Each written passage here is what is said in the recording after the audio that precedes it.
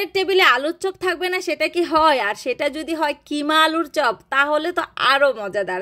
এই স্পেশাল রেসিপিটা আমি আপনাদের সাথে স্পেশালভাবে শেয়ার করব। আপনারা যারা আলুর চপ খান না তারা প্রেমে পড়ে যাবেন। সাথে থাকছে নর্মাল আলুর চপ আর হচ্ছে কি ডিম আলুর চপ। তো চলুন আমি কিভাবে করেছি, এবং এগুলো হচ্ছে অনেক দিন ফ্রোজেন করে রাখতে পারবেন, কোনো টেস্টের হেরফের হবে না। তো এখানে হচ্ছে প্রথমে আমি বেশি করে পেঁয়াজ দিয়েছি, দারচিনি এলাচ দিয়ে দিলাম হচ্ছে একদম কিমাটা দিয়ে দিলাম। এখানে মুরগি হতে পারে, গরু হতে পারে, তবে আমি গরুই দিয়েছি। তারপরে দিয়ে দিলাম আদা রসুন জিরা বাটা সামান্য সামান্য, মানে চামচের আগা বাজিয়ে। তারপরে দিয়ে দিব আমি এখানে কাবাব মশলা, ধনিয়া গুঁড়া, জিরা গুঁড়া, সব কিছুই কিন্তু পরিমাণে সামান্য, হলুদের গুঁড়ো, মরিচের গুঁড়ো, দিয়ে দিলাম লবণ।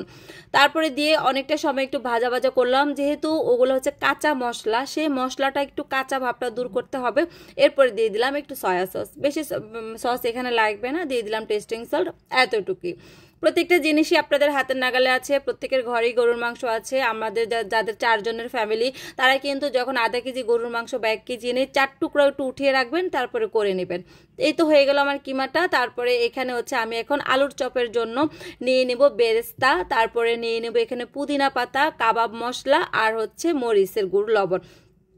পুদিনা পাতা আর হচ্ছে এটাকে বেরেস্তা, এই দুইটাকে হচ্ছে আমি প্রেমিক প্রেমিকা বলি। এই দুইজনের যুগলবন্দিটা অসম্ভব মজার হয়ে থাকে। এবার দিয়ে দেব সরিষার তেল। এরপরে হচ্ছে ভালো মতো করে মনের মাধুরী মিশিয়ে এটাকে একদম মাখিয়ে নেবেন, একদম সফট করে ফেলবেন। এই যে দেখেন আমার কিমাটা কি সুন্দর হয়েছে। অনেকে মুরগি দিয়েও করতে পারেন, তবে গরুর স্বাদ কিন্তু কখনোই মুরগিতে পাবেন না।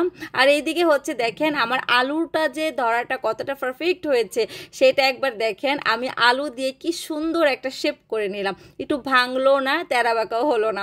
এরপরে হচ্ছে আমার প্রয়োজন অনুযায়ী আমি হচ্ছে কিমাটা দিয়ে তারপরে এটাকে একদম আলুর চপের শেপে করে নেব। তবে আপনারা চেষ্টা করবেন মানে আলুটা যেন অনেক বেশি না হয়। আমি এই আলুটা আমি প্রথমে নিয়েছিলাম, অনেক বুঝি নাই, প্রথমে নিয়েছিলাম, কিন্তু পরেরগুলো কিন্তু সব অল্প অল্প করে দিয়েছি।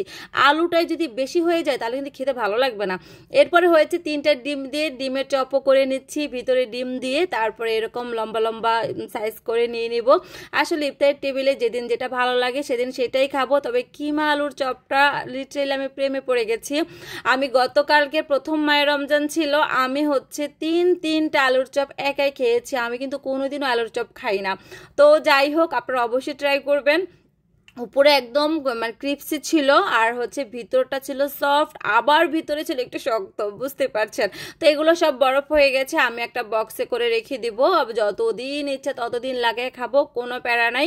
আপনারা কিন্তু অবশ্যই ট্রাই করবেন। আমি সাজেস্ট করব কিমা পুরি মানে কিমা চপটা আপনারা সবাই বানাবেন, অনেক সহজ অনেক সহজ। আমার বাচ্চা বলতেছে এই কিমাটা দিয়ে কি অন্য রেসিপি করা যায় না? হ্যাঁ, অন্য রেসিপিও করা যাবে, যা ইচ্ছা তাই। তো কেমন লাগলো ভিডিওটা? আসসালামু আলাইকুম, ভালো থাকবেন সবাই।